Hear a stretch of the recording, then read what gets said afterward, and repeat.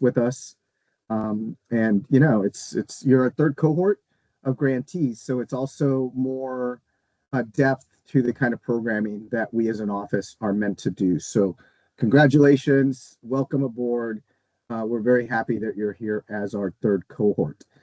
Um, we're going to dive into a lot of in the weeds stuff. So I did want to start with just that congratulations. And then just very briefly, this is also meant to have you be a cohort and be resources for each other. So very soon we're going to be posting a article on our website that highlights all the different grantees that are in this round. But for now, we just want to go around and give a very brief your name, organization, title, organization, where you're calling in from. And then if there's multiple of you, just one of you, just give a quick one-sentence description of your project. All right, I'm going to start just for ease with how you all are laid out on my screen here. So Patricia, we'll start with you. And feel free to come off camera if you want to. My name is Patricia Sanford, and I'm the director of the Maryland Archaeological Conservation Laboratory down at Jefferson Patterson Park in Calvert County, Maryland. And we have gotten a grant to do a long-term exhibit here at the park on the Wallville community, which is the local rural community near where the park is located, and looking at that community from just before the Civil War into the middle of the 20th century. Awesome, thank you. Connie? Hi, I'm Connie Rosemont. I'm the executive director at Minokin, and with Alice French, who will say what we are doing. Our project was a conservation and craft festival, which celebrated the building arts of this place and the landscape. And so we had a big festival with the community involved. It was, and that's something we're looking to repeat. It was very successful. We're really, really happy about it. On Saturday, October 24th, 5th. Yeah. Right. That's great. Alex, I see you're here as well. Maryland Archives.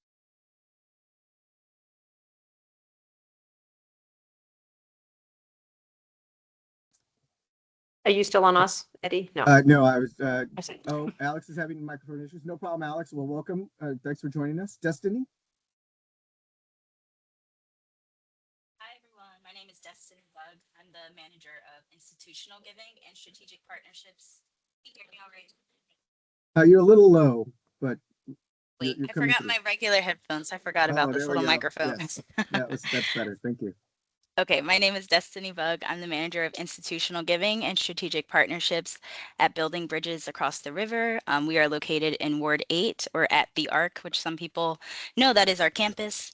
The project that we received this grant for is for the 11th Street Bridge Park, which is going to be DC's first elevated civic park, and specifically for our kayak and canoe launch. And the whole goal behind this is to connect more people to the Anacostia River and also to bridge the two communities who are kind of disconnected on either sides of the river. Nice, welcome. Aaron? Hi, everybody. I'm Aaron Shapiro. I'm the executive director of Patapsco Heritage Greenway in Ellicott City, Maryland, and we serve communities all across the region, but a lot of our work is in Baltimore County and Howard County. And the grant supports a series that we're running in Patapsco Valley State Park, focused on outdoor recreation and environmental stewardship that will introduce participants to the natural, cultural, and historic resources of the Patapsco River Valley. Great, thanks, Aaron. And who's here from Buchanan, town of Buchanan?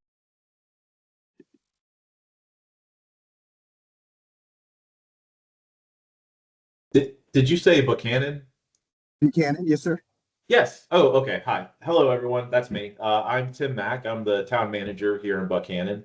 We're a sleepy little mountain town in Southwest Virginia, and the grant that we were awarded is going to go to supporting a series of music events that we're calling Music by the River series. So we're very, very excited about that. It's going to be a three-part series starting in the spring and going through the summer and fall. And each one's going to have a cool little theme. So it's really exciting for us. That's awesome. And just so that I'm clear, it's Buchanan. Saying Buchanan. Yeah, Buchanan. Yep. I've fallen down that Awesome. trap myself. Okay, no, that's good to know. I appreciate that. Yep. Thanks for joining us. Megan?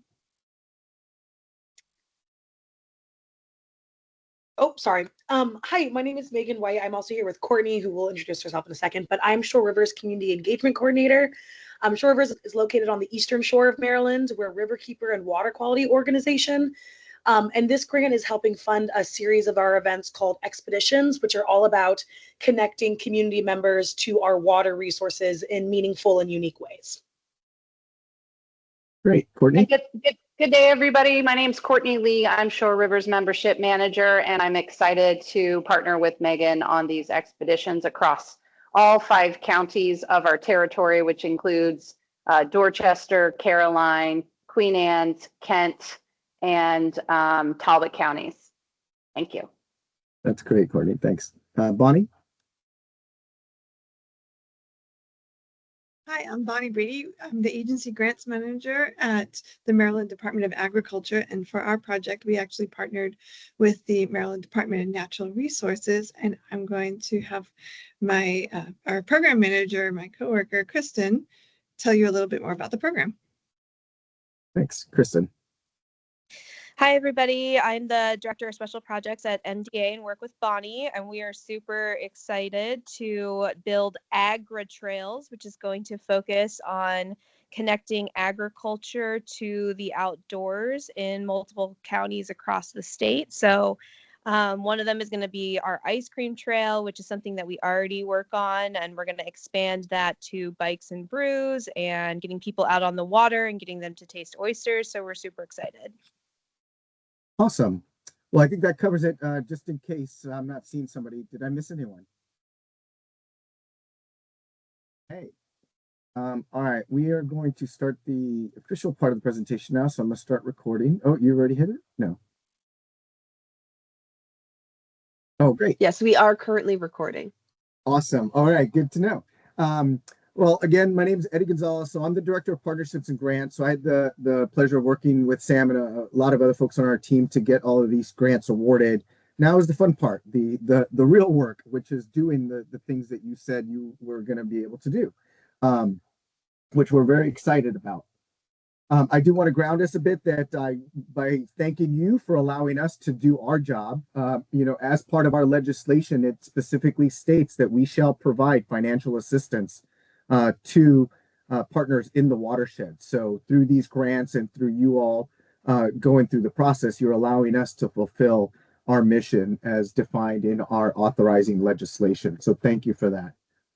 As an office, we don't do a lot of programming ourselves. We really work with this network of all these awesome places out in the watershed that are telling these great stories and representing all the different cultural and historical and natural and recreational heritage that is in the watershed.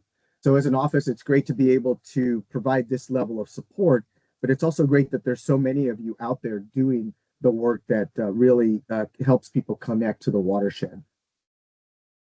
So we're going to be going through the notice of award and some details of what you've committed to, but I also just wanted to add to your congratulations by saying this was still a very competitive process for us. The first 2 years, you saw we were giving out about 1 in 4, 1 in 3. This year, the cohort that you're a part of, we received 54 applications, and we could only accept 23 of those for about $1.16 million in funding. And some of that diversity also came from the fact that some of you applied for projects where some of you just needed money for events that you wanted to put off. So it was great that we had those 2 levels of funding to meet 2 levels of need. Just a little snapshot of your class, of your cohort. We're still challenged by getting applicants from all the different states that are in the watershed. These stats are pretty typical from what we have seen in the past few years, where the majority of our grants and applications come from the Maryland area. We're based in Annapolis. I think over the 28-year history of our office, a lot of our activity just happened to be centered in the Maryland area. But we've really tried to increase our outreach to make sure that the full watershed knows of this opportunity. So we are starting to see some diversity. But in general, I think we're heavy in Maryland, then in Virginia, a couple in DC, and we were happy to have New York and Pennsylvania represented this year. We're also working on diversifying the types of applicants. I think the first year, almost 95% of the applicants were either nonprofits or local government. We are expanding that now to include county government, state government, and tribal partners, as well as our traditional nonprofits. Our legislation does allow us to grant to for-profit entities. So if you're working with any commercial partners or any private enterprise partners in your area, the next round that we put out is going to be almost identical in topic. So please encourage them and do a little mentoring if they need assistance to apply. It's different than contracting, so we think the application process may be a barrier. So we're going to be working on some training webinars specifically focused at our private sector partners. But good job representing some nice diversity. And then, this is a quick snapshot. Everybody's going to get the slides and the recording, so you'll get to dive into this a little more deeper. And at some point, we will be issuing an article on our website that will highlight all the grantees that are in this cohort. But it's even with the some limitations in the state distribution, it's still a really nice mix of organizations and the types of themes that you all represent. So we were really happy to get this type of distribution within the cohort. But these are also the people that are going to be going through this process with you.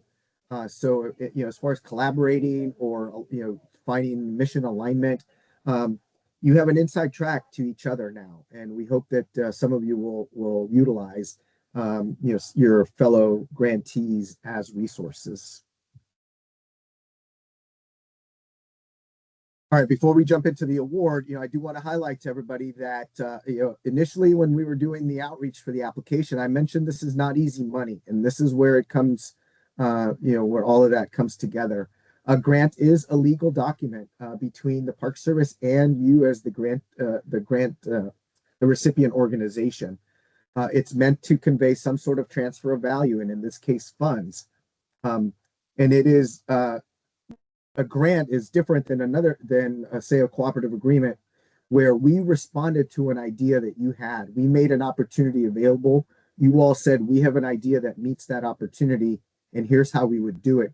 And through the merit review process, you were all selected as the best candidates for investing our dollars in what you wanted to do. So I'm highlighting that because this is really your project and your vision. We're just here to provide the funding and some administrative capacity, but we want you all to feel that kind of ownership over what you're doing. The other piece of a grant is there has to be a public purpose. A contract can benefit the Park Service if it's something we need done, or you as an organization directly. But the grant, all of you were selected, and in some cases, why yours was more meritorious than some of your counterparts, because you all identified some segment of the public that you are focused on, whether it's the visitors coming to you or the people that really need to be hearing these stories. But you are all factored into providing some public benefit and serving a public purpose. All right, now for the nitty-gritty, getting into the notice of award. Everybody should have received a copy of your notice of award already. It would have come in an email as a PDF, either from us, from our awarding official, or from Grant Solutions. They can come from various different channels. A lot of it is legalese, but I'd still like you to go through it and at least understand the sections of it. I'm going to highlight the ones that are more relevant to the day-to-day parts of the grant. And then there are other things in there that are part of every single agreement, whether they're relevant to you or not. So if you haven't read it, find some time to just, especially after you get these slides, zero in on the parts that I'm going to focus on. The first one is that this came up a couple of times. There's no signature anymore. You all applied and requested dollars. You went through budget negotiation to verify all those dollars, and then you were given an award. By the nature of you receiving the notice of award, that is your acceptance. You all had an opportunity to say, you know what, we're not going to be able to do this. So there is no signature. You're once the award was issued to you, that is the commitment that you're obligated to, and those are the things we'll walk through next. Essentially, everything about your award now, from Sam and I's point of view as the grants administrators in this relationship, go back to the different things that you said you were going to be able to do. The scope, that you were going to be able to do it within a certain budget, within a certain timeline, and utilizing some key officials that were going to be the key points of contacts for the grants. So from now until the end of your project, these are going to be the things that we will be monitoring, and then getting your reports as they come in on how you're doing towards each of these areas. So these are the framing parameters for your grant. They provide all the internal controls to make sure that you stay on target, on task, and on time, and on budget. If you have the notice of award, or want to pull it up while we're talking, if you zero, I'm going to highlight the different sections that will be focused on here. But the first one is section 2, defines performance goals and project objectives. This is language we pulled from your project description, so there shouldn't be any surprises here. We may have wordsmithed it a little bit, but these are the goals and objectives that you said you are going to be able to do within this period of performance. And then section 4 just has one statement that says that you will adhere to the statement of work described in your project narrative. All of your notices of awards should have the project narrative attached to it. That's what we went through budget negotiation for, to get all those details worked out. And that is now the statement of work that you are committing to. As we ask you questions about how you're doing, we'll be looking at that statement of work. And if all of a sudden you're talking about space education or something totally different, we're going to ask, what's going on here. So just be mindful of what you set out to do. On the budget side, section 8 will make a statement where your grant amount is listed there. That is your financial limit for this grant. We've got some things we can do, and I'll go over that later within the budget, but this is the amount that you were awarded and the amount that you were constrained to from the federal side. You can always find additional dollars if you want to do additional things, but you're beholden to us for this amount. And then part B in this same section will detail that all the money part of this goes through ASAP. It's a centralized bank for grantees that you all will have to utilize and navigate their systems to request your dollars. You had forms you had to fill out that Sam would have worked with you on to make sure that the right roles in your organization have access, that they've been entered into the system. We are suggesting that all of you go in to ASAP and at the very least request $5 to double check that everything is in order. You don't want to wait until you need that check for you to realize that you missed a form or you never got the right person enrolled. This is the time to double check all that before you are in a money crunch. It's not our system either. So if you have any issues, you need to start with their help desk. Some of you may be told, hey, the agency has not done something. That's when you would bring it back to us, and there might be things we could do. But for the most part, it's not our system. We have no admin access. The most that we can do is recommend you go back to the help desk. So start with them if any issues come up, particularly if you haven't signed in yet. They also do trainings on how to make a payment request, how to add a recipient so feel free to take them up on the trainings that they provide. And if you have questions, let me know either in the chat or by chiming in. I will also chime in while we're still here on the ASAP. In the case that the standard financialtreasury.gov help desk says that this is a organizational issue, please reach out to the NPS enrollment help desk for ASAP. That is our agency's specific help desk. That is most likely where those issues are coming in on. At most, all I can do is I get a spreadsheet a shared drive spreadsheet with a couple tabs that gets updated once a week at noon on Monday.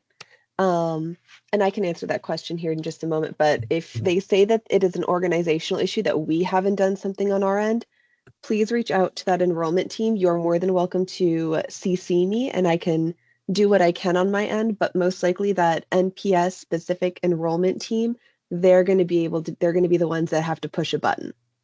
Yeah, thanks, Sam. Can Mhm. you put that email address when you get a chance in the chat? Absolutely, yep. The NPS one. And regarding how often to submit payment throughout the life of the grant, it is as often as you need. I would definitely say that if you know that you have something coming up that you need to pay, start it in advance, but there is no limit on how often. It will just require, though, that you give a brief reasoning for why you're pulling the funds, whether it's, though, paying a contractor, needing to pay employees, but it's as often as you need. Please do not wait until the life of the grant is over. These should be done throughout the life. So the moment you know you need money from that account, please feel free to pull it. You don't need to ask for anyone's permission. You just have to go into ASAP and get it. Yeah, these aren't reimbursable grants, so you can request the money in advance of when a payment needs to be made, so you're not carrying that burden. I'll provide more details when we get into the reporting section, but it's a system you have access to, and as long as all your logins are up to date, as Sam said, it's like a one sentence field that you're filling in on why you're pulling money. The only thing that they monitor is that the request is realistic to the expenses that you're drawing. If you've got a 2-year project and you pull 100% of the dollars in month 1, and according to your timeline, you're going to be spending it across the whole 2 years. The government doesn't like you holding all the funds. They want you to ask for it when you need it, as often as you need it, but ask for it when you need it. Don't try to bank it all on your end in advance. Okay. All right. The next section to highlight, period of performance. In section 5, it details that project activities are defined by the timeline that you submitted. So again, it's not written directly into the notice, but it's it's either in your project description or it would have been attached if you did a revised timeline. When you see the notice of award on the first page, it'll tell you your start and end date. Your start was whenever it was enacted. The end is the end date that you listed in your timeline. So for now, per the award you have in your hand, that's the period of performance that all your reports are going to be based on, our expectation of when the grant will be completed, and how we'll monitor your progress along the way. We'll talk about any changes to the award towards the end. But responsibilities, you're committed to a timeline that you set. Another section is the key officials. Everybody had to submit 2 roles within your organization that are going to be administrative contacts for this grant. A principal investigator / program director. This is our day-to-day contact. This is who's going to be the person that's overseeing most of the implementation of the grant at the organizational level. Versus the authorizing official. This is somebody that is authorized to sign on behalf of the organization. All the reports have to be signed.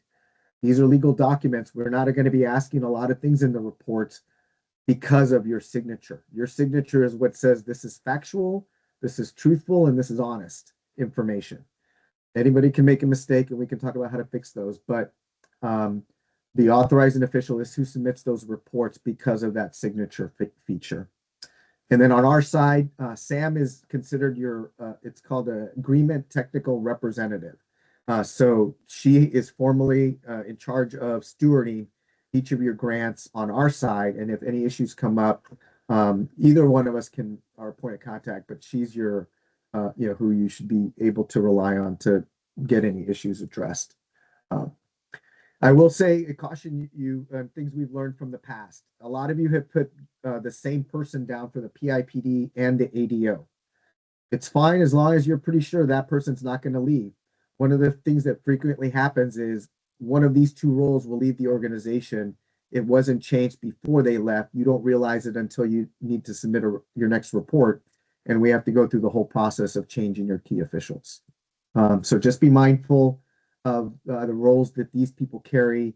If you want to separate them out to add some insurance, great. Otherwise, just make sure you're keeping up on who you've defined for each of these roles. All right, let's get into the programmatic pieces a little bit more. We exist as an organization, as an office with a mission. This grant is part of that mission to really extend our ability to support communities and partners that want to help people connect to the Chesapeake Bay. So you all did that through this application. All the application communications regarding your award are going to be done through Grant Solutions. Sorry, not application. All the award communications are going to be done through Grant Solutions. Very similar to ASAP, there would have been some paperwork you would have filled out to assign your Grant Solutions roles. If you haven't already logged into Grant Solutions when you got the notice of award, be sure to do that. And if you have any issues with that access, again, another third-party system, you'll have to go through their help desk to get some assistance here. So after this webinar, please find some time to make sure that both ASAP and Grant Solutions access has been adequately set up for your organization. So ASAP is also where you're going to be doing your reports, and this is how we're going to be gauging your impact. You don't owe us everything and a thesis every time. For some of you, it's we had 3 meetings, we met with some stakeholders, and everything's on task and on budget. Or we haven't been able to hire the person we thought. We're going to need an extra 2 months likely down the road to extend the timeline. But we also want to see as much detail as you are able to provide, photos, updates, that kind of thing. Your schedule is listed on page 2 of your notice of award, which details the dates that you have reports due, and that should match up with Grant Solutions.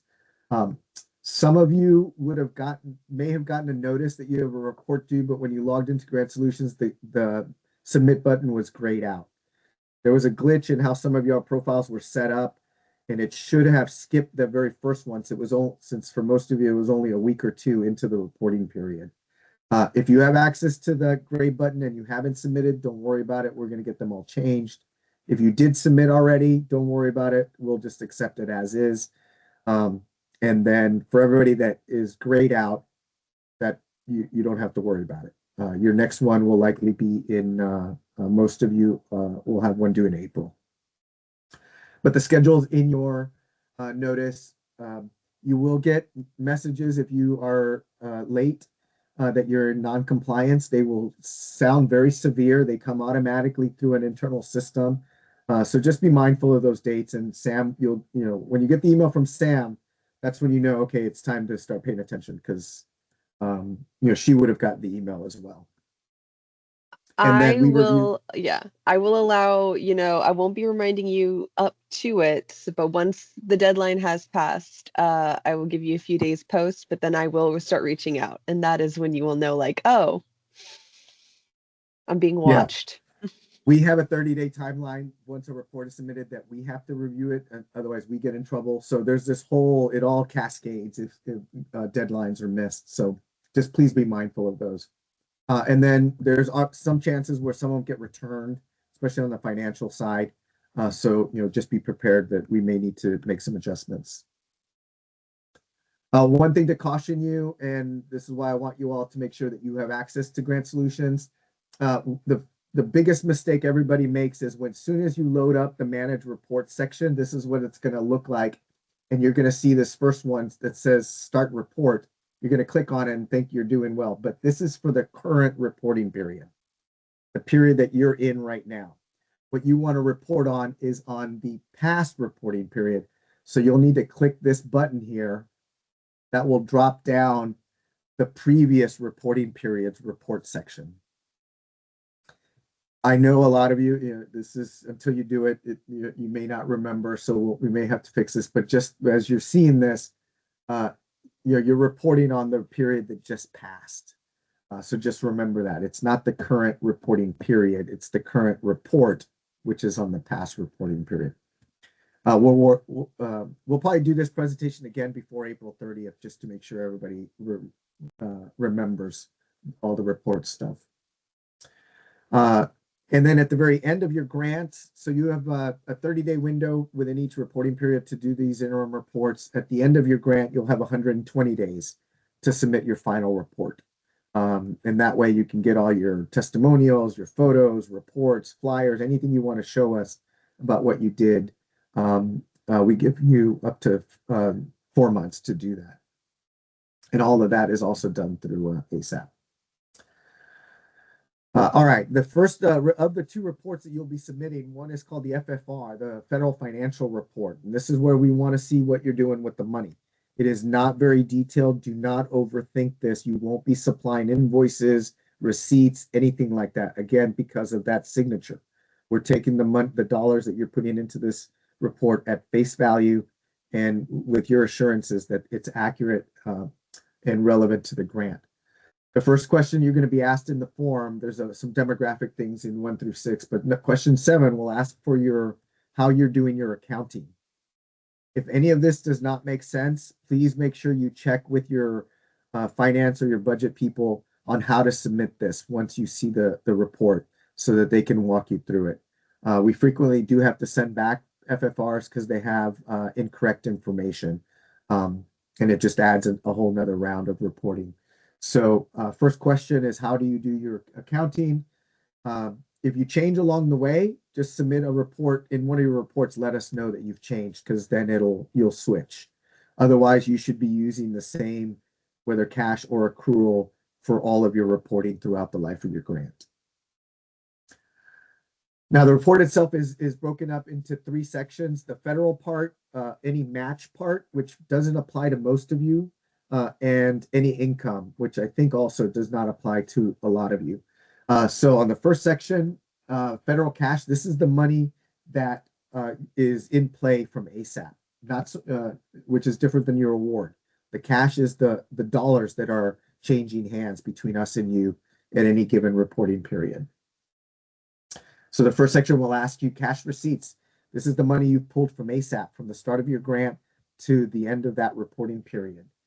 Of that money, how much have you given out? This is where we'll make that judgment call of, if you pulled 50,000, but you've only sent out 1,000, that to us would mean you've got 49,000 that's about to hit you in the next reporting period, or you've decided you just want to bank that 50,000 and access it from your account as you go.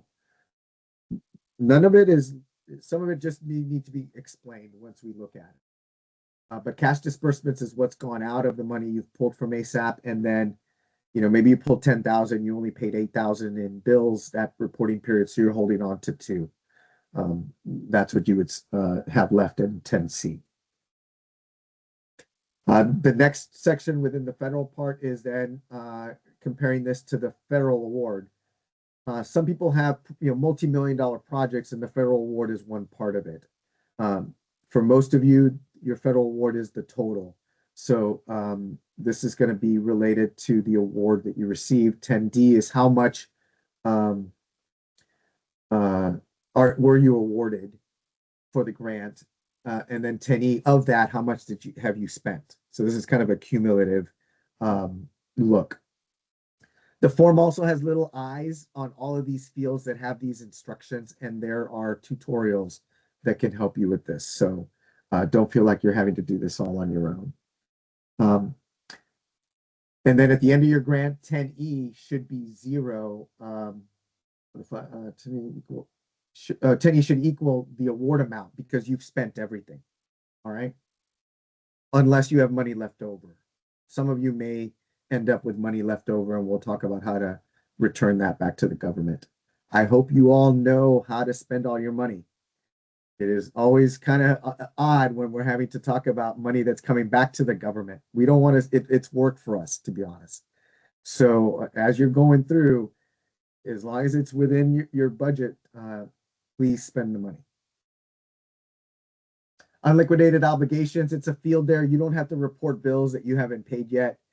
Some people decide to, but so this one is, if there's something here you want to put in, feel free, but it doesn't trigger anything for us. In a lot of cases, it may generate questions. So don't feel like you need to submit anything unobligated. And then the last two lines are auto calculate. So based on what you've submitted, those numbers will appear for your totals. Recipient share, is there anybody on here that did include a match in their budget? Not seeing any hands, or great. Then all of you, the recipient share will be zeros all the way across. You don't have any external funds that you're reporting to us as part of this grant. If you did, the reason we counsel against it is any match dollars become federal dollars from reporting purposes. So, but recipient shares will all be zero. You don't have to worry about that. And we also had talked in budget negotiation with a couple of people that were considering charging registration fees. Any income that's being generated, you would list it here. None of you were issued deductive alternatives, which means that money would then decrease your award. So all of you, if you're getting income, it's an addition to your budget. It's money that then you have liberty to do what you want. It's not directly related to the grant. We can help you with this if this is something that applies to you submitting the. And then your indirect expenses. Some of you elected not to take the indirect allotted to you. You wanted to put all 100% of the dollars to your project. If so, then this section would be zero. But otherwise, you're just reporting to us how much of that indirect you're charging to yourself and taking out of ASAP to pay yourself for that indirect amount that you set in your budget. And if you ever have any questions, look at the budget that we worked up. Your numbers will be there. So once you go through putting in based on the definitions, you'll get some auto calculations here as well. And then, there'll be a little section where you can let us know anything on the financial side. Hey, we changed accounting systems, or we're going to have 90% of our bills due next reporting period. There isn't a specific thing that you need to say here. It's whether there's anything you want to let us know about. All right, the other report is your performance progress report. So this is where this is the one that we review. The FFR gets reviewed by a central office in headquarters that's responsible for fiscal responsibility. So if there's any glitches, they'll let you know and will likely contact you directly. Sam and I know what to look for. So sometimes we'll see something and we'll send it back to you before it goes up so that you don't have to go through that extra process. That's on the FFR. On the PPR, this is where you're going to let us know how you're going according to your scope, your timeline, and your budget from a narrative point of view. There are fields here where you could let us know, but what we would like for you to do is to put C attached in the text box instead of trying to put in a report into that text box, because the output is not easy for Sam and I to read. So you will put C attached, and then you will attach a separate report or upload a report to it. For those of you that are just getting started and you're not going to have a lot of work in the first couple of months, your report could be as simple as no work was done this reporting period, and that's what you upload, and that's what we accept. You have to submit an upload in order to submit the report either way. So just make sure you put all that information in the attachment. And then the reports themselves. Oh, I was just going to say that it was me, Eddie. I was just going to say we will also be comparing the PPRs, though, to your timeline just to make sure that everything's on track. If we see any discrepancies, that's just an indication to us, though, to check in with you and see if maybe an extension is needed or see if there's any assistance that we can offer. But that is something, just as like a heads up, we will be comparing the two just to make sure that everything's on track in case we are just wanting to check in on you guys. Yeah, we've had examples where work has shifted and the reporter will say something, but the timeline said they should have already done, an activity, and that is a variance that we need to check on. The PPRs are going to get submitted in, and I know I think I heard ASAP a few times, Eddie, but is Grant Solutions. So in Grant Solutions, what you guys will also, and I'm going to just reiterate this if it hasn't already been said, but just to really push it, the report that you will be submitting is technically going to be listed under past reports. I know Eddie talked about this earlier, but essentially the reporting period that you're reporting on is the period that has already passed. So all of your next reports will be due April 30th. So it's not going to be under the current reports, it's going to be under past reports, because you're not going to be reporting anything that's happened in April. You're just reporting on everything that happened before April. During the month of April, you're just going to be talking about it. But for we mentioned PPRs, it yeah. because some of you will have had something happen last month and you'll want to tell us about it, but it's not in the reporting period. So we'll tell you, oh, that's great. Make sure you list it in the next report. Okay. The essence of the PPR, though, is to keep us up to date on those framing parameters that we talked about. If you haven't done any work in these, then that's what you report. Otherwise, how are things going with achieving your scope? Are you feeling like you're on budget? You're on timeline? Some of you may already know in the first 3 months that you're going to need an extension, but you have another 8 months to go. We may not issue the extension until further down the road, but at any time issues come up, that's when you should just give us a heads up so that we know how to action them. And then anything else that you want to be adding, samples of things that you're doing. Remember, you're trying to let us know that you are a good investment and that these dollars are being utilized the way you said. So you want to highlight that to us. I am including here just a sample format. If you go through these questions, it kind of gets to those framing parameters. And it could just be as easy as answering yes or no to some of these, unless there's additional detail involved. And then this other section was, the attachments. We really do like seeing photos and samples of what you're producing, because that allows us to talk about your grant in a more visual way. And then along this, part of that is those goals and objectives. You're not just letting us know how you're doing on your progress, but you're letting us know how you did towards what you intended to accomplish. If it was bringing in new types of audiences, if it was expanding your programming, you've got all the activities that you were doing along the way, but at some point you want to start letting us know what impact this had for your audiences, for your organization, for the themes that you're talking about. This is the big picture stuff that you want to be able to highlight in those reports. We want to get that sense of outputs are what comes from the activities. Those lead to outcomes. Those outcomes aggregate to some total impact that you want to be able to define. Each of you apply to either for a project or a grant. This is lifted right from the application, so this shouldn't be new. This is what, if for those that are you that are in the projects category, this is kind of the frame of what we saw all the scopes fitting within.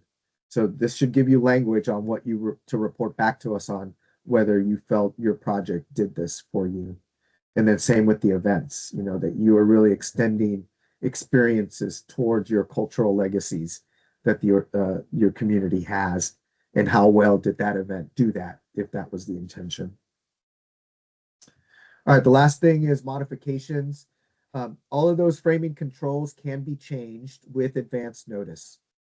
We want you to succeed. We want to be able to help you address any issues.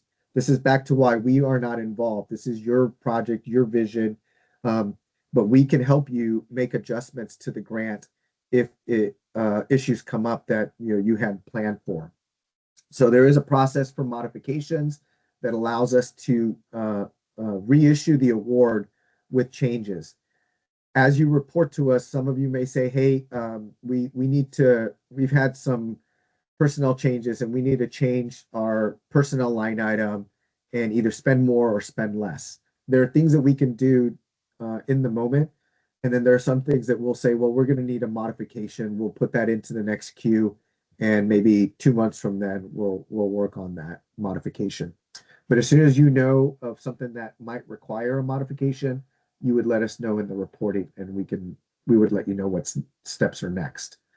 Grant Solutions will also have a button that you will click that says amendment needed. That triggers a message to Sam that says, hey, this grantee needs an amendment. Hopefully you've already communicated that to her. And then, that's when the process becomes official. We can modify the scope. We can modify the budget allocations, the timeline, and your key officials.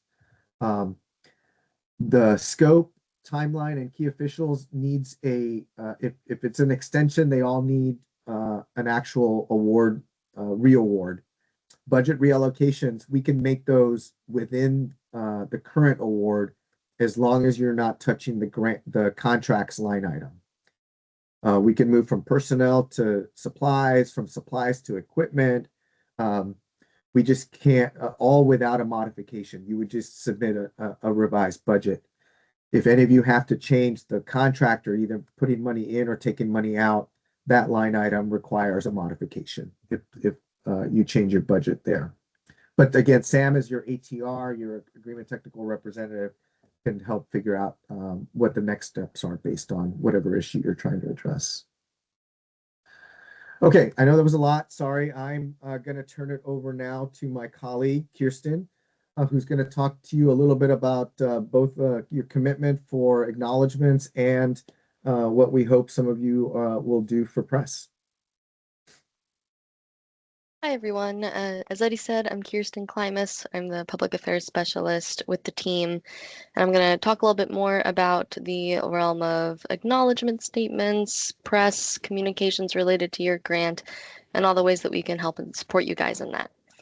So to start, as mandated as we have here, there is a required acknowledgement statement that we do require to go on all of your public-facing materials and products. That's a bit of an exhaustive list, but to just name a couple of things like signs, brochures, exhibits that might be created from this, any of like your digital platforms like websites, social media, things that are related directly to the grant project that we are helping to fund with you. I think especially in the realms of things like the events and projects, there's a lot of categories that can fall into this. And I'm happy to, provide assistance with knowing when, where, and how this gets incorporated. It's the language that we have right there below. We also have a matching branded logo that includes the arrowhead as well as this language that is part of that required mark. There's different rules and regulations that go into when and how to use that. I'm going to share a little bit more about that with you. Next slide, Eddie. So as I said, we've got these marks that are going to be available to you guys. It's got that special Chesapeake blue of ours along with our arrowhead and that acknowledgement statement. We have it in a couple of different formats depending on your size needs, the material that you're putting it on. There are different rules with utilizing this in regards to colors, spacing, lockup rules. We have a quick reference guide that is a document that we're going to be sending out to you that explains some of that. And part of that too involves a requirement to check in with our visual information specialist so that he can also provide some of that tailored review, tailored input and background, as well as provide final approval on utilizing it. That is part of the necessary process to follow. And he's also just a great resource to generate ideas, make sure that things are being used and our visual identity is being used consistently in the way that we need it to also help amplify the work that you're doing. So I have his email below, and again, all of this information is going to be sent out your way. You're going to have it, but that's kind of the overall arching message of this logo. We have it in blue, we have it in black, we have it in white, depending on what you're putting it on, what the other colors are. Again, our visual information specialist will be the guy to help provide direction on when and how to use those. But that's kind of the exhaustive roundup of the visual stuff that we have to offer you guys and some instruction. Next page, Eddie. Thank you. In addition to that, we've got a couple of other resources. As I mentioned, we've got that quick reference guide that'll provide some more direction on using that mark in the acknowledgement statement language. In addition to that, we're working on a overall communications toolkit. We are putting the final touches on that. We'll hopefully have that available to be sent out to you guys soon, but in the meantime, we've got some of the piecemeal resources that will all be wrapped up in that we can send you already, including that guide along with a press release template, some talking points, some event planning best practices. If you want any of those things, feel free to reach out to me. I've got my email up there in the top, and I'll also pop it in the chat really quickly, along with our visual information specialist email. So you guys have that. And again, if you have any questions about using the language, using the press release template, it's just kind of meant as a baseline to help get you started. With the press release template, we do have a little caveat of we are still working on putting out our press release about the grants. We do ask that you guys hold back on crafting your own press releases until after that's made public, which of course will also be sent to you as something to either use as a resource or use as another thing to promote along your own web pages, should you like. We also have in progress a web page specially designed for the 2025 grant awards. We're going to update that throughout the grant cycle with information about your projects, about your milestones. It'll include other resources and things that we start to craft from the great work you're doing, things like photography, even creating some really interesting videos potentially about some of the work you're doing and the events going on. It's part of a new ongoing process to provide assistance to you guys, provide input, and otherwise help find creative ways to tell the story of the great work that you're doing and you're about to do through your funded projects. Next slide, Eddie. Thank you very much. So like I said, we've got our press release to come. We're expecting for that to come out next month, which is already basically a week away. So fingers crossed that we'll get that done soon. And in addition, like I said, we've got the resources in the meantime available to you, along with those optional press release, talking points, best practices. Feel free to reach out to me for information about all of those. We also ask you guys as you go through your project to just be mindful of your different milestones, the special events going on, things that you can clue us in on, keep us in the loop of the exciting stuff that's happening in your circles, those big moments. Be a part of documenting that on your own. We love being able to have photos that we can share out. It's good for the reports just from a administrative side, and it's also good on my side of the circle, which is more involved in communications and how we tell the story of what you're doing to the public and the impact of these grants in your local communities. And myself and the rest of my team are available to hear more about that, offer any input, and be a part of if it fits, if there's availability, if it works for us to perhaps share in some of the events, things like that. We have a wonderful visual information team that have already been hard at work creating some really cool materials and content out of some of the events that have already happened through these awards that we'd love to keep that going. In addition, of course, that'll all be featured as we can on this webpage that we're working on. That link will also come to you whenever it is live. I know I'm promising a lot of things to come, but it is very exciting and it will be on its way to you. And in the meantime, we also encourage you guys to subscribe to our 2 newsletters.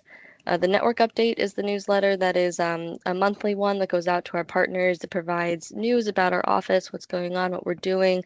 It connects you to the additional financial and technical assistance opportunities that come up over time, as well as the different network chats and webinars that we offer. And Eddie just put the link to both of those in the chat. Thank you, Eddie. And the other newsletter is Wandering the Watershed, which is kind of more of a fun newsletter. That one goes out seasonally. It's designed to go out to the public. It basically just provides travel itineraries, trip ideas, things seasonally, ways to get out, learn more, and enjoy our wonderful watershed. Next slide, Eddie. So again, I'm here mostly to share those resources, share those different things, and also encourage you guys to just think through how you can share your successes. You guys all have incredible projects that are going to have a deep impact in the areas where you live and beyond. And we want to definitely be a part of making sure that that story is being told.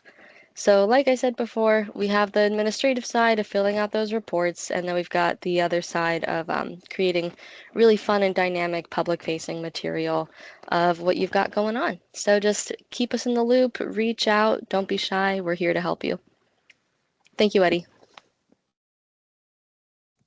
Thanks, Kirsten. And we are benefiting from having 2 fellows in our office right now that have multimedia experience. So we may be contacting some of you to see if we can come and do some filming, maybe some behind the scenes stuff, because we're also trying to get traction around these investments that we make as an office. So we hope that it's a value add to you if you let us know, and if we can come by and do some photography or videotaping. That'd be great for us too. All right. So that's it on the nuts and bolts of your award. I'm re-adding our contacts here. We'll send these slides out to everybody, even those that didn't attend. and the link to the recording. We're always available to you if something comes up. We've got a couple of minutes. Is there any questions about what was presented?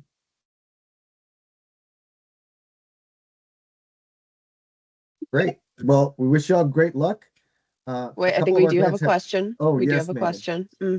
It's not super serious. And I apologize if you already said this, but do you know when that press release will be sent out, or like rough idea, just so we can plan our communications? Yeah, definitely. That's a great question. We are targeting the first or second week of December. Let me double check my calendar. See when that day even is. Yeah, we're hoping to have it out by the second week of December, and if not sooner. But that is our goal right now. Great, thank you very much. Yeah, of course. Yes, Connie.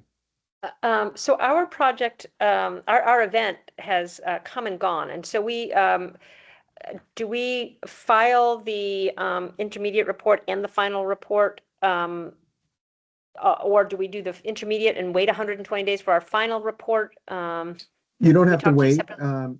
I think we just want to have a chat with you about what we want, since you've already are completed.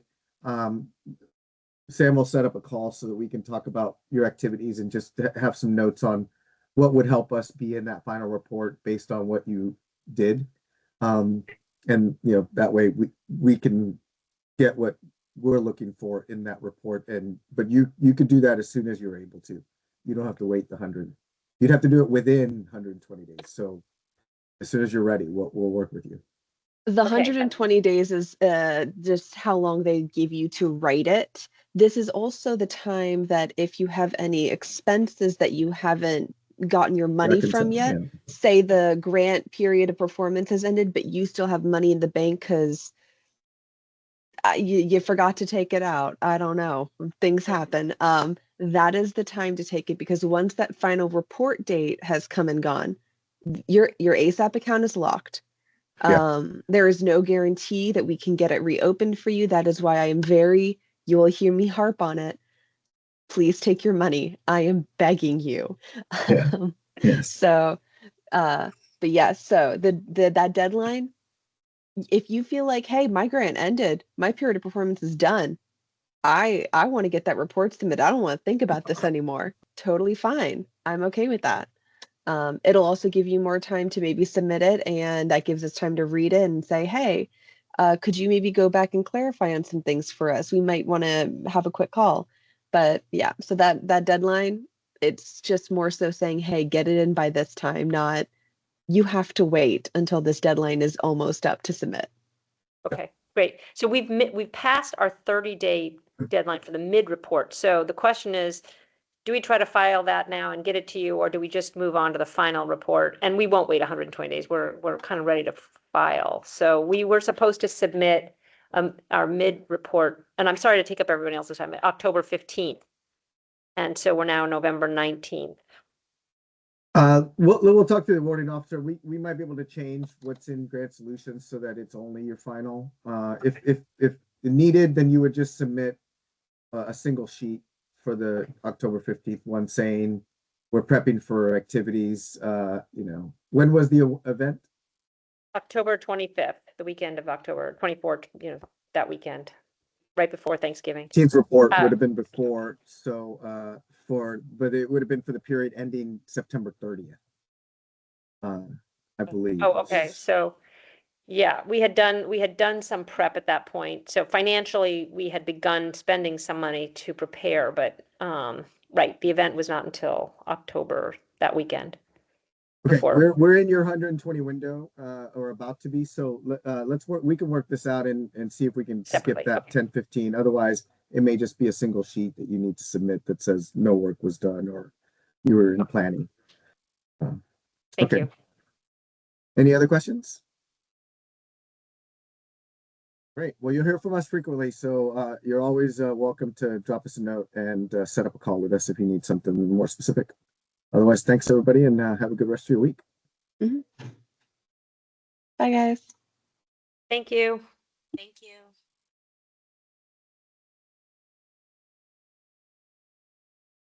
I'm gonna stop recording. Yeah.